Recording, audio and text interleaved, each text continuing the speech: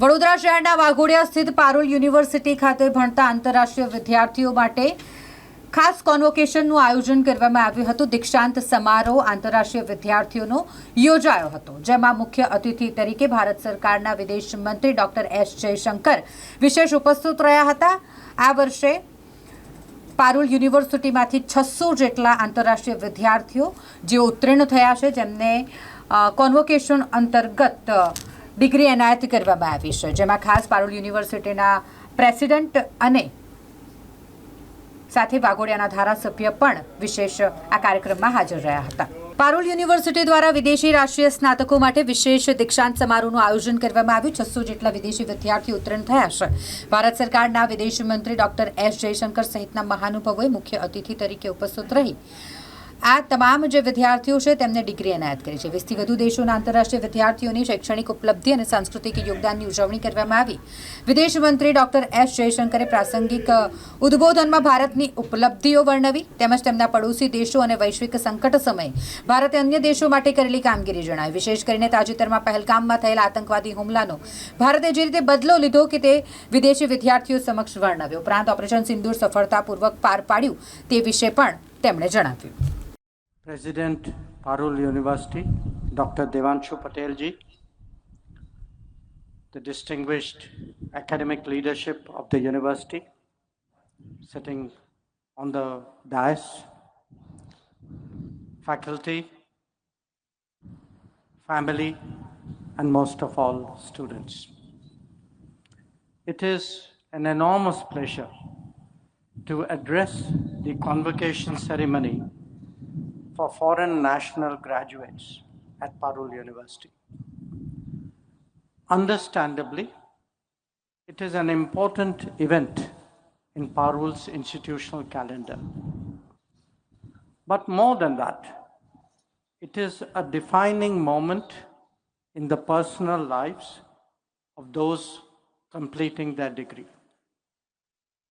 The thoughts that I share with you on such an occasion is meant for both. It is natural when standing before graduating foreign students to talk about the importance of international cooperation. After all, your studies, your stay in India is an expression of that very concept. It is also equally important that Indian students and even faculty appreciate its importance. And there is a particular perspective that a foreign minister can bring to bear on that subject. The world today holds unparalleled opportunities, even while it confronts daunting challenges. Addressing either of them is best done through partnerships and collaborations. No country, however large and powerful, can manage alone. That is the reality of interdependence and of globalization, as also a statement about the limits of power. We may talk a lot about the promise of technology, but whether it is talent, whether it is data, or it is resources, everything cannot just be nationally generated or controlled. In fact, the very idea of a global order, or indeed of international relations, is the assumption that nations have to work with each other for their mutual and collective benefit. The rest is about setting optimal terms to do so. Perhaps some of you are wondering why I'm laboring the obvious. And the answer is that the contemporary discourse has many assertions to the contrary. Some do not give that much value to friendships. Others have hardwired their cynicism into policies and structures. And that is why to foreign students I highlight, just as your president did just now, the relevance of Vasudhaiva Kutumbakam, the world as a family. Now, having lived in India for some years, I think all of you can assess for yourself our openness, our pluralism, and our diversity, as also our long tradition of growing with the world instead of distancing ourselves from it. In many ways, we stand out by promoting commonness rather than seeking uniformity. That you can see in our languages, in our faiths, in customs, traditions, cuisine, and practices. Our openness to each other in India makes us just as open with the world. We therefore neither build walls, real or metaphorical, nor impose our ways on others. Obviously, as a large polity in the international community of almost 200 nations, we do have national interests and naturally seek to advance them. But this is sought to be done with mutual understanding and mutual benefit as its guiding principles. I'm very confident that it is this understanding of India that all of you will take back home. It has become a fashion in some quarters to be openly transactional when it comes to dealing with other nations. Bear in mind that some are actually practicing it in reality, even while preaching the opposite. There can be a legitimate debate about how best to engage the world. Some of it may be driven by cost benefit, but among certain societies, sentiment and values also count for something. In fact, they count for a lot. India belongs to that category. Even while pursuing our national goals, we have always kept in mind our larger obligation to the world and to the international community. Now, our resources may be limited, but let me say, India has always had a large heart. And that is why, still being a developing country, we have undertaken more than 600 development projects in 78 nations across various continents. For that very reason, even while we were in the midst of taking care of our own, we supplied vaccines to 99 nations and medicines to 150 during the COVID pandemic.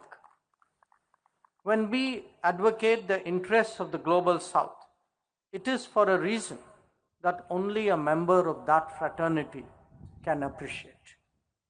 Doing the right thing is also doing the smart thing. In an age of narratives, it is also to be expected that friendships will be professed by many. After all, one goal of diplomacy is to maximize solidarity with other nations, to strengthen one's own position. Some countries do that through collectives based on geography and history. Some others invoke faith, language, or culture.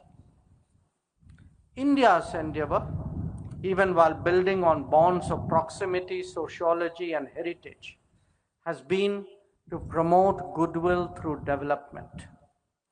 To that end, we have utilized two broad approaches that drive our activities abroad.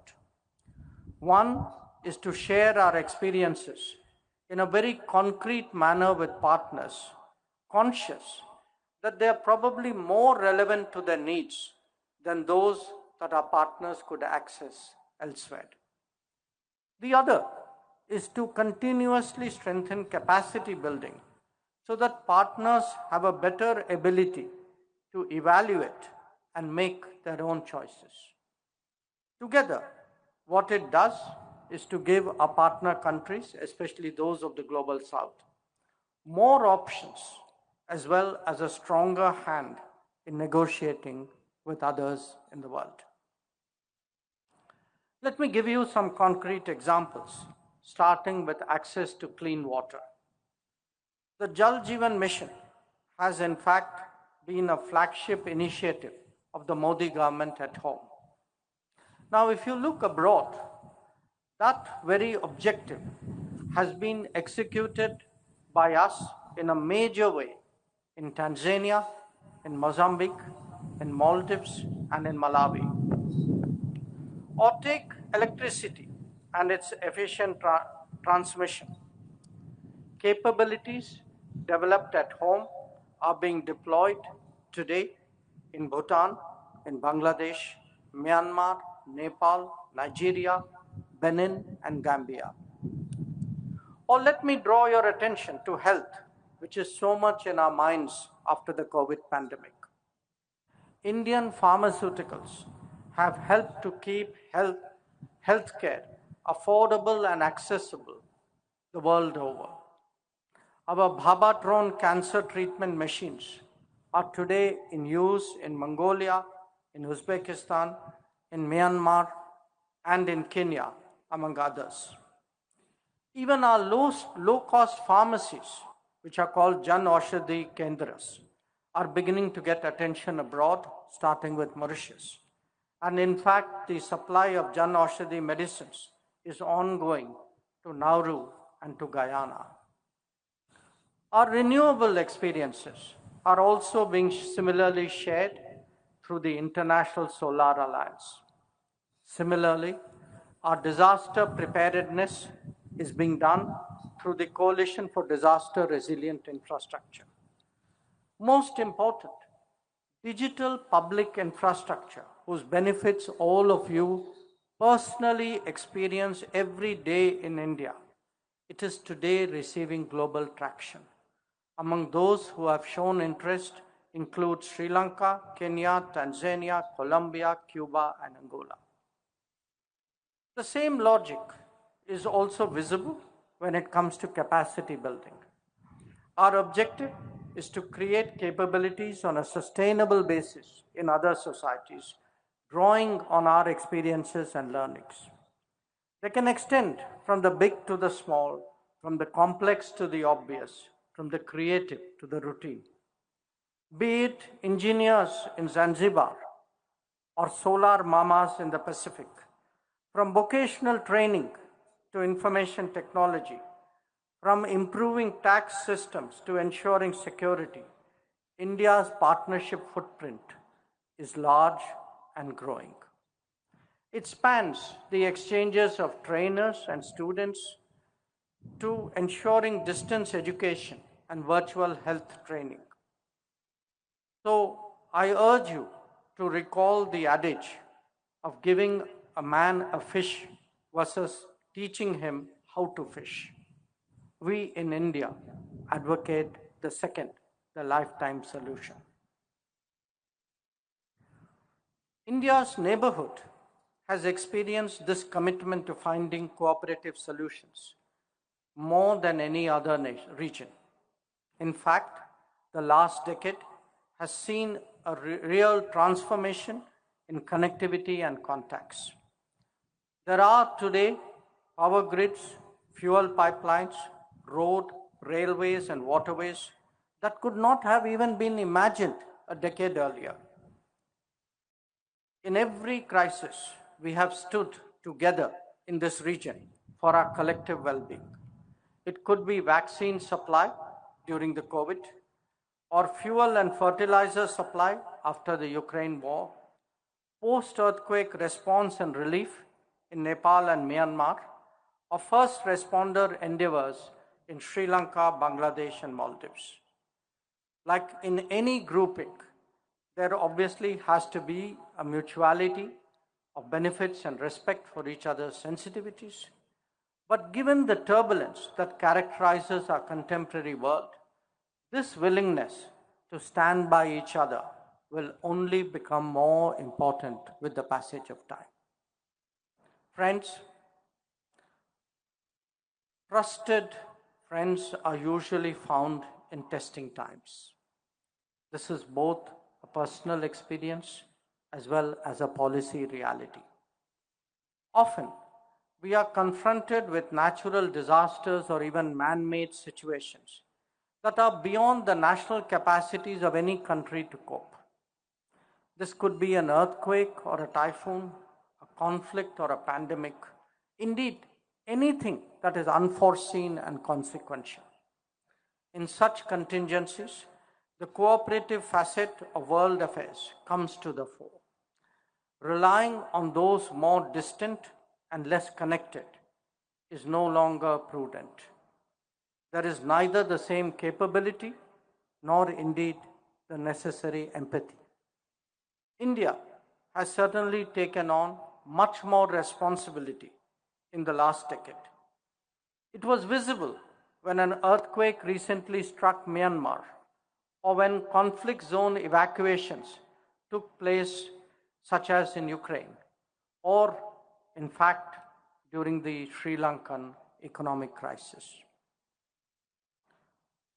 The world today is returning to its natural diversity and to its pluralism. As colonial empires ended, many societies have regained their voice along with their freedom. The membership of the United Nations has itself quadrupled since its founding. It is essential that in our quest towards a more equitable and contemporary world order, that there is mutual respect for cultures, traditions, and heritage. While the colonial era may be behind us, new forms of domination have emerged, misusing the openings provided by globalization. They profess to judge us all and pronounce on our credentials. One example is the ill-concealed interference in the politics of nations of the global south, often in the name of promoting democracy. Sadly, such agendas are encouraged even by some segments within our own society.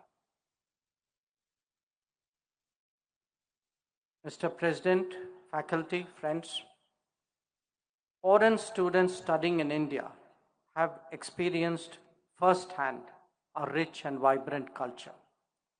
They know and they have seen with their own eyes that India is that rare civilizational state which is today reclaiming its rightful place in the Committee of Nations. The return of pride in our heritage and traditions will surely be a message that they will carry back to their respective countries. And with that, a sense of a self-confident India that is not only the most populous nation and the fourth largest economy, but also a polity with a long view of opportunities and challenges. Some of those who are graduating today may have worked out their career progression. Others may still be weighing their options. But I have no doubt that whichever domain you choose to work, many of you will emerge as leaders and influencers.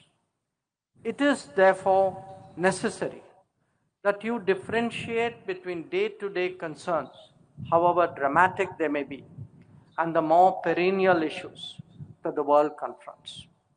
And indeed, there are some problems that affect us all and can be expected to continue in the foreseeable future. Terrorism would surely rank high in that list. Recent events have only sharpened our awareness.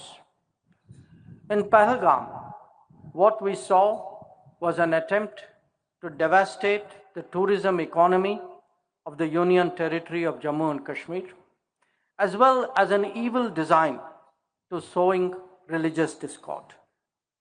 The barbarity of the killings required an exemplary response, which was delivered by destroying terrorist command centers, especially in Bhavalpur and Muridke. It is imperative that those who sponsor, nurture, and utilize terrorism for their ends are made to pay a high cost. That it warranted a forceful response even after the 26/11 attack in Mumbai in 2008, is widely acknowledged. But times have changed, and our resolve is much stronger now. Terrorism epicenters are no longer immune. India's zero tolerance for terrorism is manifest today through its actions. We will never give in to nuclear blackmail, and whatever decisions have to be taken in India's national interest are taken and will continue to be taken. As we responded to the Pahalgam attack, it was also heartening to witness the understanding from other nations of our right to defend ourselves against terrorism.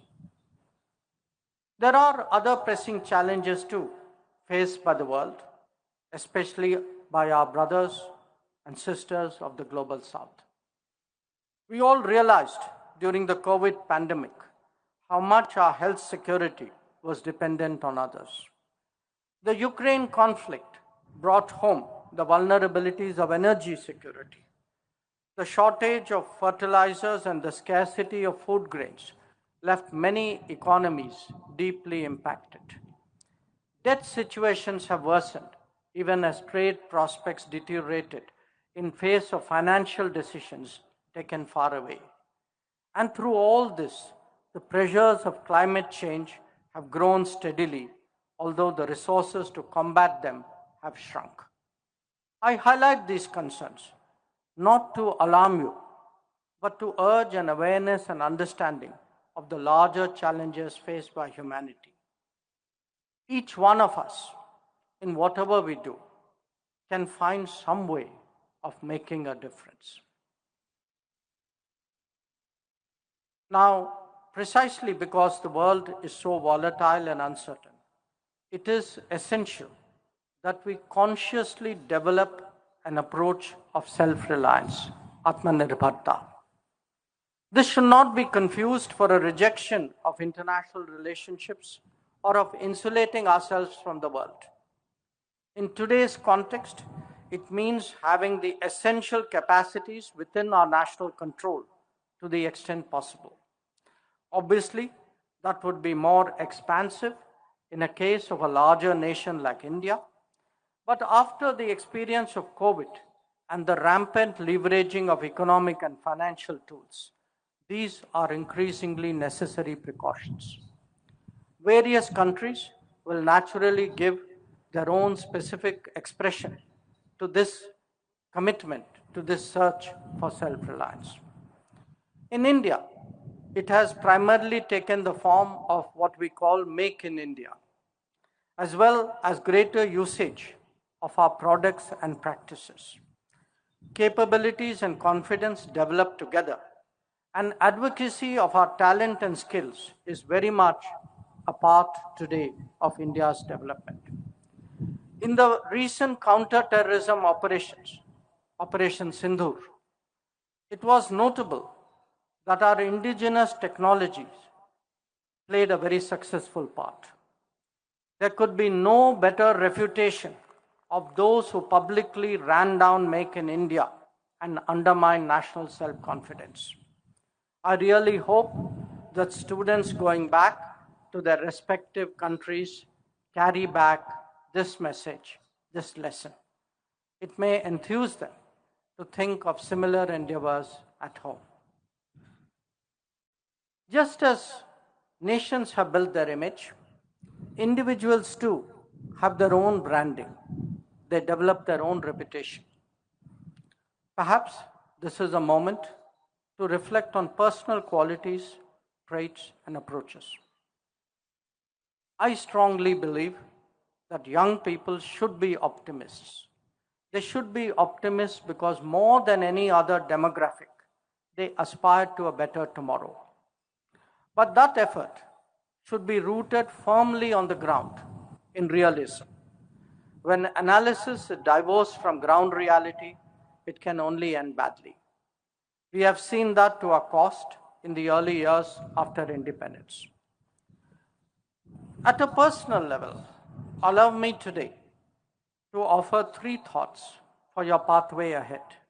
1, Develop strong work habits early in life. It will make you serious and credible as a person. Avoid becoming shallow because, believe me, that trait has no shelf life. 2. It is a competitive world, and understandably, all of us strive at most to win. But do not stoop low for that reason, even if others do. And 3, take on responsibilities. Take on responsibilities because there is no better teacher in the world. Those who have never shouldered responsibilities will remain immature without the gravitas to lead. So, to the graduating students, let me say this. You are all entering a new phase of your life. As you graduate and go back to your homes, do take a part of India with you. I'm sure that you are also leaving a part of yourselves behind in the university, as also among your cohort, your friends, your peer group, your teachers. The timelessness of friendships is another great gift you carry, and I know that it will stand you all in very good stead. You have today done your country, your family, but most important, you have done yourselves proud through your achievements. I wish you all the very best for your growth, for your success, for your happiness. Thank you very much.